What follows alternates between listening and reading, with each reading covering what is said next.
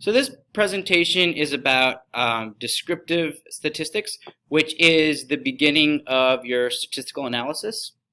And what descriptive statistics is I like to revert to the word, you simply describe your data. So you don't give conclusions or any inferences, you just describe what the data is. I like to give the metaphor of it is a frame for your data, for the picture you're going to paint with your data. The descriptive statistic is the frame that holds it up.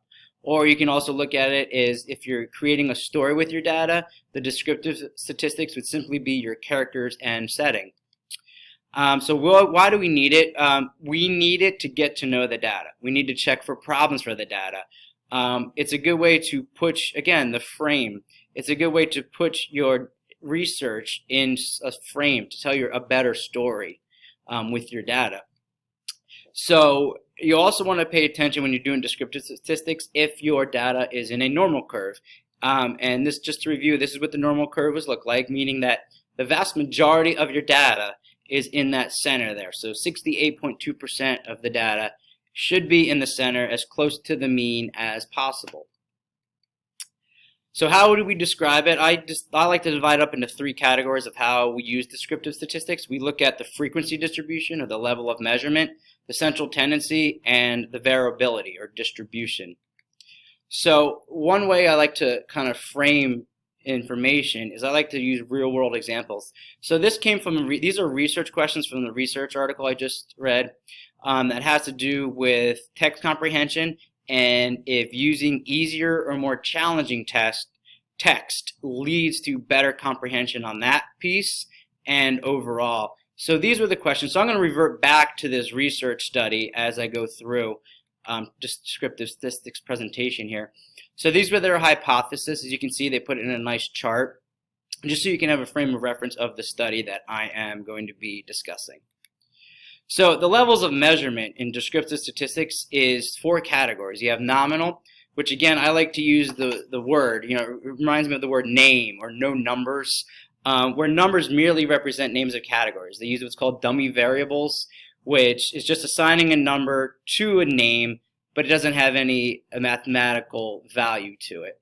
Dichotomous is nominal and SPSS, which is two categories of data, which can be order or unordered. There can be a value to the number or it cannot be. So for example, male and female, it wouldn't matter if the male is 0 or 1 or the female is 0 or 1. The numbers are meaningless. But in certain other instances, the numbers may have a value to it.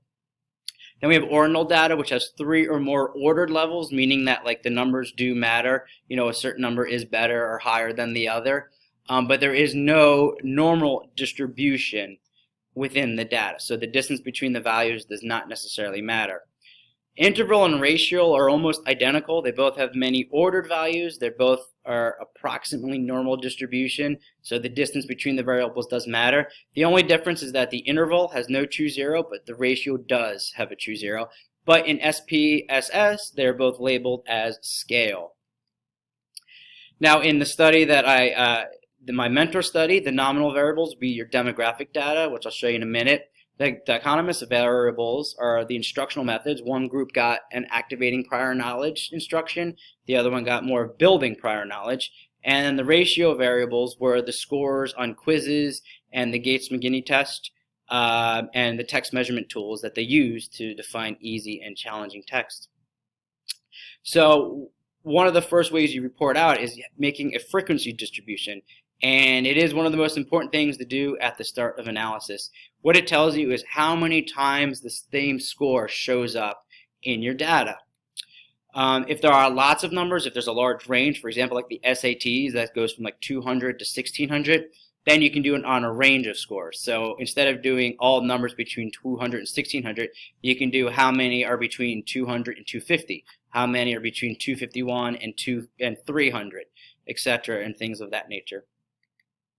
So in the mentor study with the easy and challenging text, this was the frequency chart, the number of participants that are part of the study, and it's interesting to see, if it represents the population that you teach specifically. So for example, only one of the schools had even a different number of African American students. The school 1 and 2 only had 2 or 0.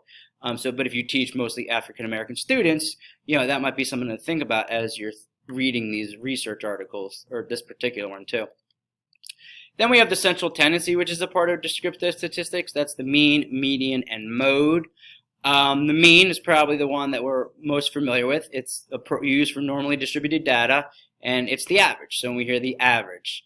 Now, it has been argued that the mean only works with continuous variables, but I've also read that it could work with even nominal data, like knowing, the average male versus females. The idea is that mean is limited in a way, and it's still useful. For example, in this from the Phantom Toll booth here, our main character meets a 0.58 child. A little play on this average. The average family of the mother, father, and 2.58 kids, and this is the 0.58. You cannot have a 0.58 child, yes, but that information does kind of give you at least some sort of frame as to what your average family is like, and that's the idea behind the mean.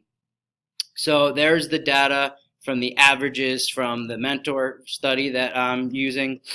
And as you can see, the different averages and you can see differences between the different subgroups can be helpful when analyzing the data.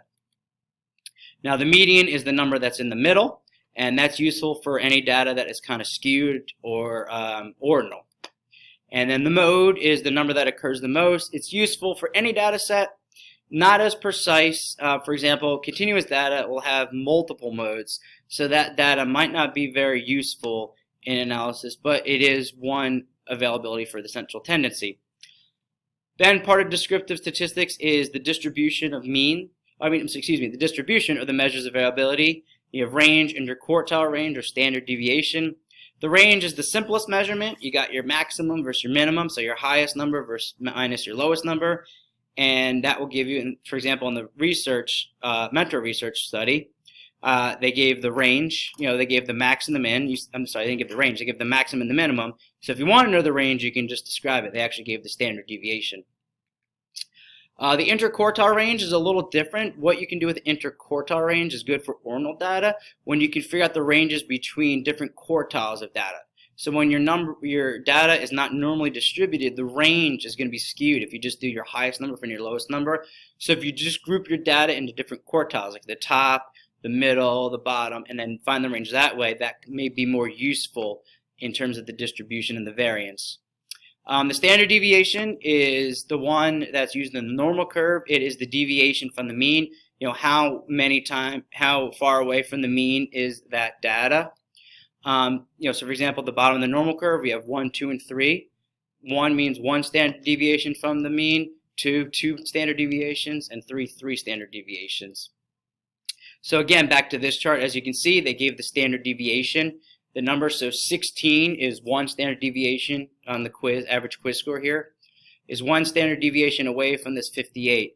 That means that 68% or so of the students scored about, I'm doing some quick math here, but they scored about, a 70 to a, like a 30, high 30s on the quiz. Now, how do you report descriptive statistics? You want to report these 5 things: the overall data set, the size of a cell group, percentages, the mean, and the dispersion measurement, like i.e. your standard deviation. They frequently are reported in tables, just as they were in our mentor research study, and it's helpful to look at this data first in graphics. So there was the tables that they used that I showed you in the research, and then this is how they wrote about it. The idea is that you don't want to just present a table without any text. So this was the text, how they wrote about the table. Notice they don't write about everything in the table. They just point to certain things to reference the table. And then they did the same thing here with the statistics of the student in class of the outcomes on the quizzes. So they put it in table form. They put this in table form, the averages, and then this is what they wrote. Again, not detailing every single thing, but they kind of just pointed out certain things. Like, for example, the second sentence, at the class level, schools ranged from 56% to 71% free and reduced lunch population. So again, you do want to write something for the tables. You don't want to just place tables into your research report. And that was it for descriptive statistics. Here are the resources that I used if you want some further information.